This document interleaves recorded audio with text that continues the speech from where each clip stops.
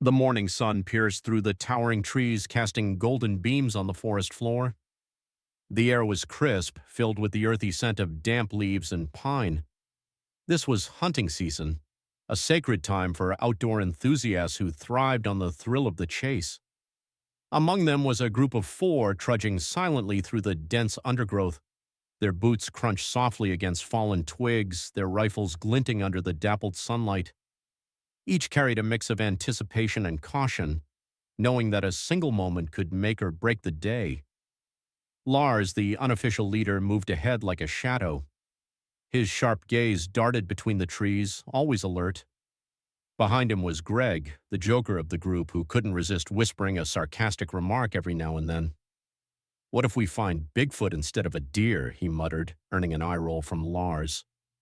Anna, the youngest and newest to the group, followed closely, her hands gripping her rifle a little too tightly. The last in line was Peter, quiet and methodical, always the one to double-check their gear before they set off. "Stay sharp," Lars whispered, his voice barely audible over the rustling leaves. He raised a hand to signal a stop. The group halted, their breaths misting in the cold air. Lars squatted, examining a faint trail of hoofprints in the soft mud. "Looks fresh," he murmured, more to himself than the others. He gestured for them to follow as he led them deeper into the woods.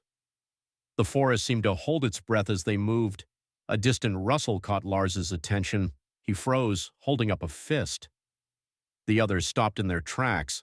Slowly he pointed towards a thick patch of brush about 30 meters ahead. "There," he said softly. The rest squinted, struggling to see what Lars had noticed. Anna's voice trembled as she whispered, "Are we sure it's game? It could be something else." Greg smirked. "If it's moving, it's fair game, right?" "Shut it, Greg," Lars snapped. "We'll take it slow. On my count, aim carefully." The tension was palpable. Each hunter crouched low, raising their rifles. Lars began counting under his breath. 1, 2. A deafening crack shattered the stillness. Greg's rifle had fired prematurely. The hunters' heads whipped towards him in shock. "What the hell, Greg?" Lars hissed, his voice a mix of anger and disbelief. Before Greg could answer, a scream tore through the forest. It wasn't the scream of an animal. It was unmistakably human. The group stared at each other in stunned silence. Lars was the first to react, his voice steady but urgent. "Everyone stay calm. Let's find out where that came from. Greg, leave your rifle here. You've done enough damage." Greg opened his mouth to protest, but thought better of it. He set the rifle down and followed the others as they moved toward the source of the scream. Lars led the way, his senses heightened, scanning the forest for any sign of movement. As they pushed through a dense thicket, they came upon a small clearing. There, sitting on the ground and clutching his right buttock, was a man in his late 30s. He was dressed in hiking gear, his face a mix of pain and disbelief. "Oh my God, I'm so sorry," Greg stammered, his face pale. "I didn't mean to. I thought—" The man groaned, his voice tight with pain. "What is wrong with you people? Who shoots without checking?" Anna knelt beside him, her first aid kit already in hand. "I'm so sorry this happened. Let me help you." The man, though clearly upset, nodded reluctantly. "Just make it stop hurting." As Anna worked to clean and bandage the wound, Lars called emergency services. "Yes, we're in Redwood Forest near Marker 12. We have a hiker with a gunshot wound. It's not life-threatening, but he needs help."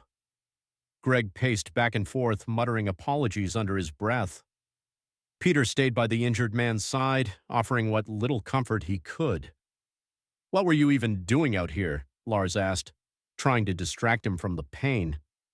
"Hiking," the man replied through gritted teeth. "I needed some peace and quiet. Didn't think I'd end up getting shot in the ass." Despite the tension, Anna stifled a laugh.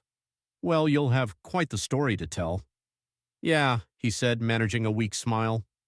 "Not exactly the adventure I had in mind." Minutes later, the distant sound of a helicopter grew louder. The rescue team arrived, securing the man onto a stretcher. He waved weakly as they loaded him onto the helicopter. "Next time, maybe stick to the firing range," he called out, half joking. Greg sighed, shaking his head. I'll never live this down. No, you won't, Lars said sternly, but at least he's okay. As the group made their way back to their truck, the forest felt eerily quiet. Lars broke the silence. This is a wake-up call. We need to be more careful. This could have been so much worse. I know, Greg muttered, his usual humor replaced by genuine regret. I'll make it right somehow. Start by taking a safety course, Anna said, her tone light but firm. And maybe leave the jokes at home next time. Peter chimed in. It's a lesson for all of us. One mistake can change everything. By the time they reached the truck, the sun was beginning to set, painting the sky in hues of orange and purple. As they loaded their gear, Lars turned to the group. No more hunting today. Let's call it a day and head back. The drive home was quiet, each of them lost in thought.